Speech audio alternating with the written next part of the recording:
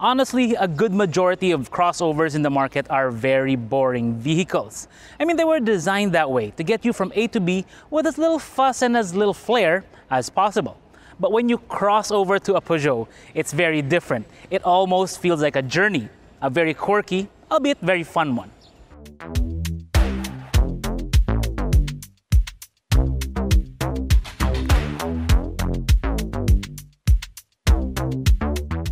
The 3008 is actually not an entirely new nameplate in the Philippine market.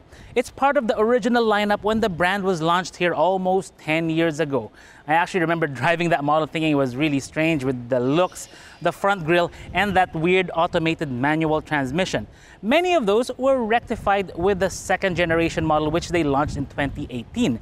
This one is the facelift of that model. So what's changed?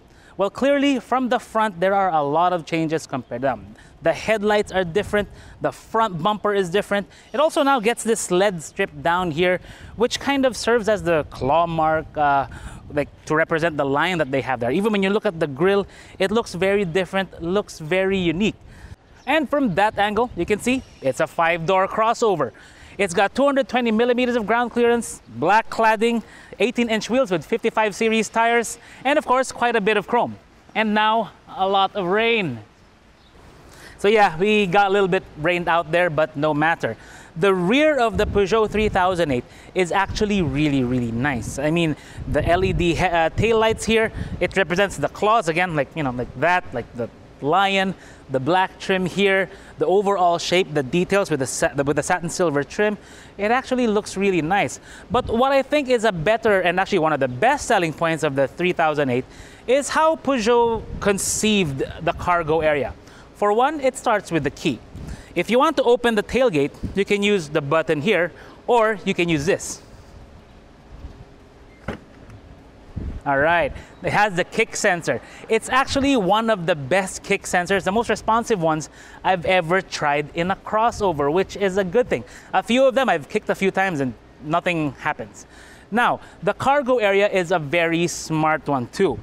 For one, you've got about 40 inches wide. It goes up to 46 when you go up to like right here. And then the length is about 36 inches to the back of the rear seats. But if you want more, there are toggles here. Pull that, goes down 60/40 style. It's actually spring-loaded, so you don't have to go around to fold it all down. When you also lift the tailgate, this tonneau cover has a split down here. It's sectional, which is kind of unusual. We don't really see that with any of the tonneau covers of this type. But what I think is one of the best features here is actually this board. For one, it's rated for 100 kilograms. It says so right over here. But also, you can configure this in actually quite a few ways.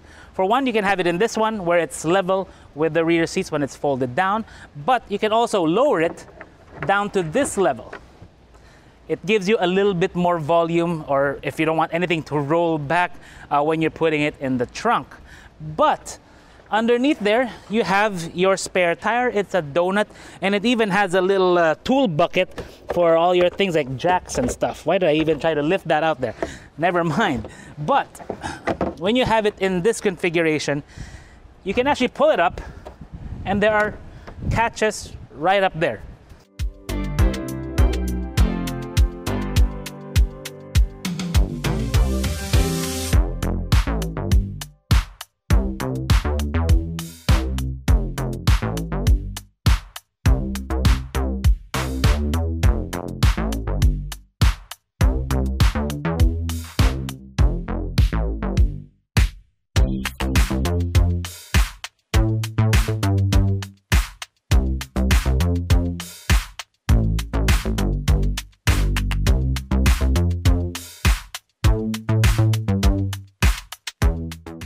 The first time you get into a 3008, I won't judge if it elicits the wow. Yeah, the Owen Wilson wow.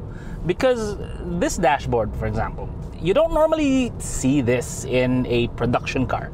You see this kind of layout more in a concept car, you know, like when you have the concept drawings, or if you go to a motor show and they have a nice concept car there.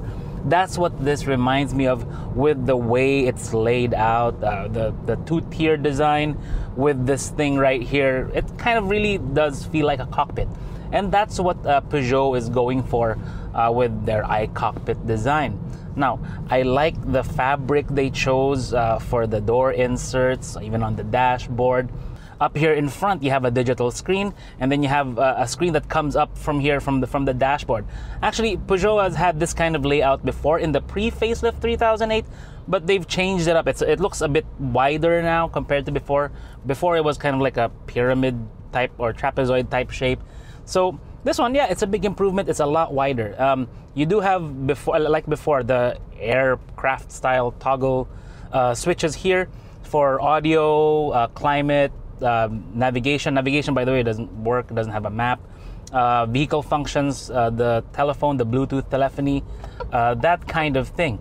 But you don't actually control it from down here. When you press one of these buttons, it comes up on the screen. So yeah, when you press the navigation, it's just a lot of gray. You press the vehicle functions, you get all these features, of course. You have the blind spot monitoring, parking sensors, which, by the way, I have off. Lane departure warning, all that stuff. There's a lot of stuff here, and you can play around with it, no problem.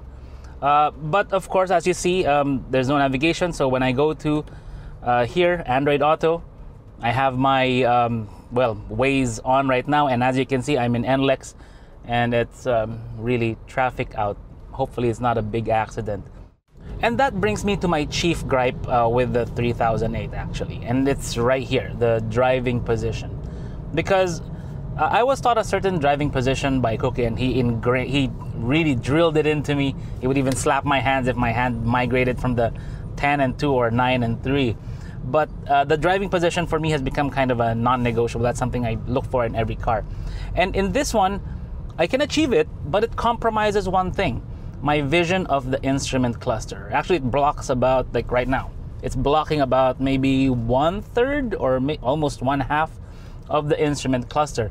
I can adjust this to go like this, but then it kind of feels weird for me now because it's kind of way too low the way I like to drive. So for me, that's something.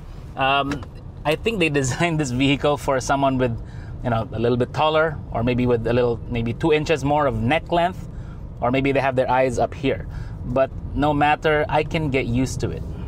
I've been driving the Peugeot 3008 for a few days now, and actually it's not my first time driving this vehicle. I drove it, I think 4 or 5 years ago when they first launched it here in the Philippines in this generation. Now, this being the facelift, I still like the way the interior is, of course, already mentioned that. The quality of the interior is good. The response of the engine, actually, I really do like as well, because for a 1.6 liter turbo, the response is pretty good, and power is there if I want it, although right now I'm in traffic. But so far, it's been smooth around the city. The suspension, though, I do have to note that it's kind of leaning towards the more firm side, the more sporty side. So expect a little compromise in the city. It's not uncomfortable, but just keep that in mind when you drive one of these around. But so far, it's proving to be an easy drive around town. And that's a good thing, because normally on my daily route, it's quite loud. The noise management of the vehicle is actually really good, which I do like. I already mentioned the suspension. Transmission is smooth. It's also quite efficient for what it is. I mean, in my time with it, I was getting around 9.1 kilometers per liter, which isn't too bad for a 1.6 liter turbo. Now on the highway, I'm waiting to get some more numbers, but I'll let you know later once the traffic clears up. Like I said before, this is not my first time with a 3008. The first one I drove was a 1.60 HP Allure, or was it GT line? I think I also drove the GT line, the diesel, which I don't think they're offering anymore in our market. But one of the more novelty features of the 3008 I enjoyed before was with the seats, because if you played around with the control here on the screen, you come up to a function for the massage chairs up in front. But this one does not have that feature. It's really a novelty, but it would come in handy right now. I'm kind of stuck in traffic.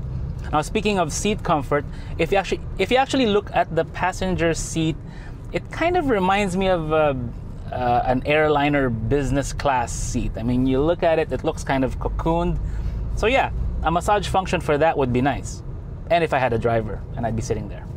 So finally, it's cleared up over here at the NLEX, and what can I say about the drive?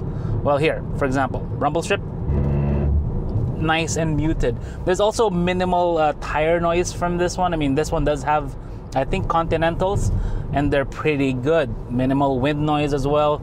It's a nice and comfortable drive and ride. For the last 9 years, Peugeot has had kind of a dilemma in the Philippine market, and that has to do with the position of the brand.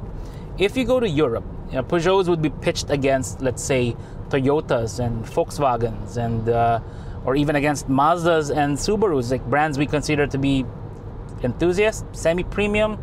I'm not even sure if that's the right phrase.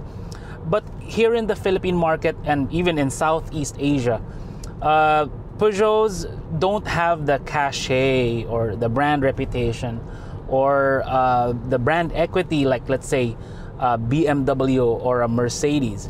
But the pricing and the marketing puts them kind of in that league in the past, you know. So, but people don't really know what Peugeot was back then. I mean, if you pass by a Peugeot dealership, you can even see these stickers that teach people how to pronounce the name. You know, it's, for the record, it's Peugeot, not Peugeot. You know, I mean, it's typical French. They spell with 10 or 20 letters, but only pronounce 6. But there you go. But I have a feeling that's going to change, and it has to do with the strategy of the new distributor handling the brand in the Philippine market and the new advantage they have. Let's talk about that.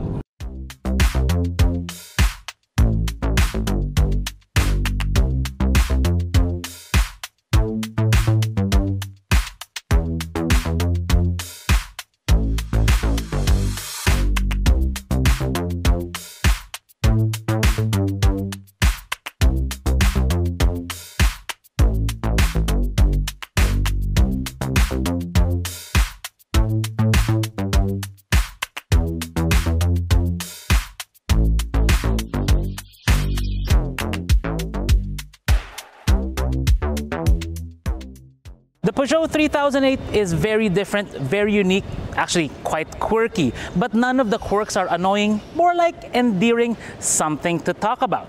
Now we come to the price. When I first drove the second generation Peugeot 3008 with the 1.6 liter turbo, well, that one was at 2.59 million.